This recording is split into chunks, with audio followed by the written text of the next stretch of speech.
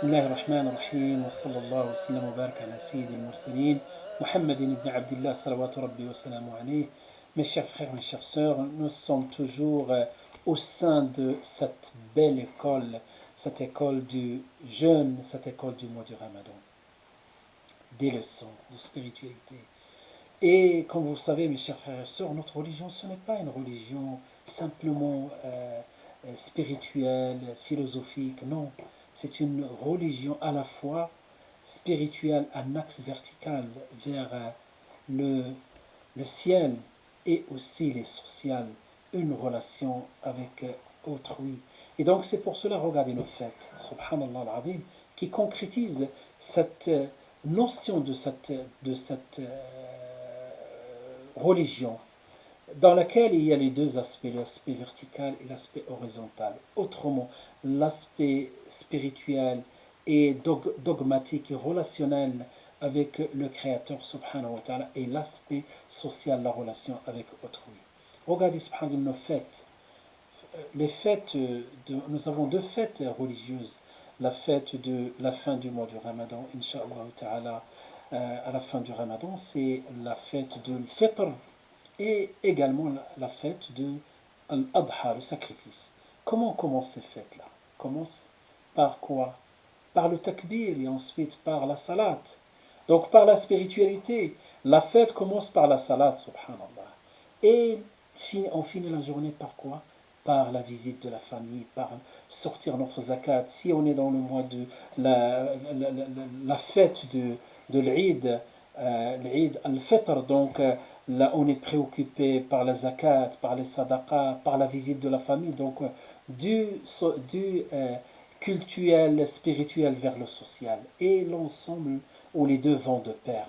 De la même manière aussi, la fête de l'Adha, exactement le même rythme.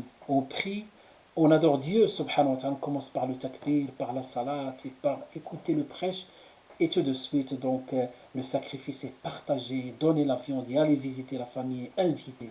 Donc, les deux, le vertical et l'horizontal, le spirituel et le social vont de pair. Et donc, c'est pour cela qu'on trouve dans le mois du Ramadan des leçons spirituelles. Ils sont énormes. Je ne prétends pas que j'ai évoqué toutes ces leçons-là.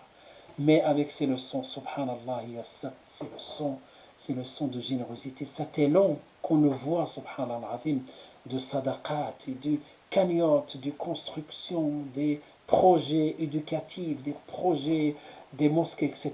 Et les cagnottes, alhamdulillah, ne cessent de se multiplier et aussi se grimper.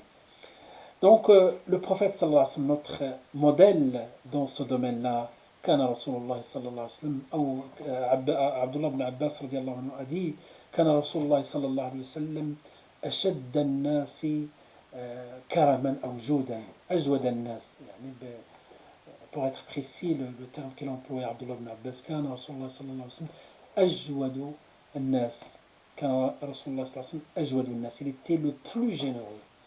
Et encore plus généreux lorsqu'il rencontre Jibril Yudari sur le Coran. Donc, vous voyez, et elle est encore plus généreux.